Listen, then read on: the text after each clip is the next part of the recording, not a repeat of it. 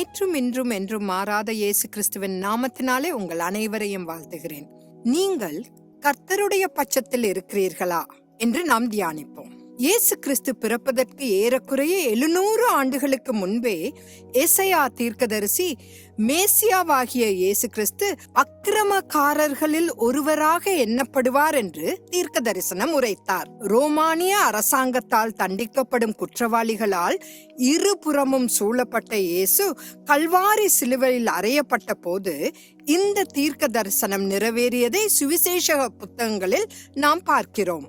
எசையா தீர்க்கதரிசியும் உலகம் எவ்வாறு அவரை நிராகரிக்கும் என்பதை முன்னறிவித்து தனது சொந்த வார்த்தைகளில் அவரை விட்டு நம்முடைய முகங்களை மறைத்து கொண்டோம் என்று கூறினார். கத்தோலிக்க மதத்தை பிரச்சாரம் செய்வதற்காக சீனாவிற்கு ஒரு ஜெசுவிட் மிஷனரியான மேத்யூ ரிச்சி இயேசுவின் பிறப்பு, ஊழியம் மற்றும் இறப்பு ஆகியவற்றை விளக்குவதற்காக ஓவியங்களை எடுத்து பயன்படுத்தினார். அவர் சிலுவையில் அறையப்பட்ட ஓவியங்களை காட்டிய போது பார்வையாளர்கள் கொடூரமான செயலை கண்டு அவர்கள் வெறுப்புடன் ஒற்றுமையாக குரல் எழுப்பி சிலுவையில் அறையப்பட்ட கடவுளை நாங்கள் வணங்க விரும்பவில்லை என்று கூறினர்.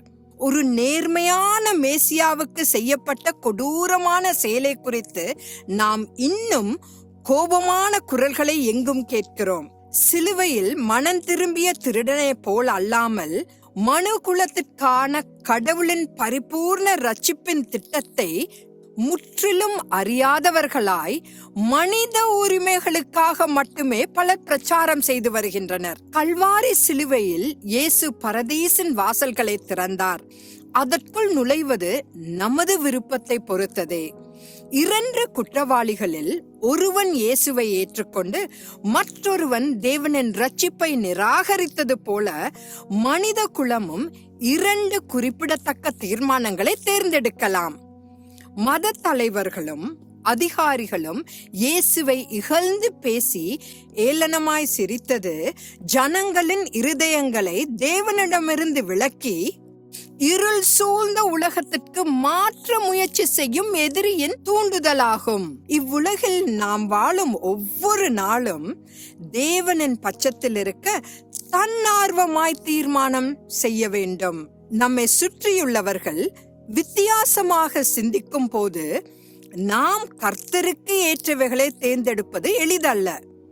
தேவன் எப்போதும் நம் பட்சத்தில் இருப்பதை உறுதி செய்ய நம் வாழ்வில் தினமும் சரியான தீர்மானங்களையே நாம் தேர்ந்தெடுப்போம். ஒரு எளிய கேள்வியை கேட்டு நான் முடிக்க விரும்புகிறேன்.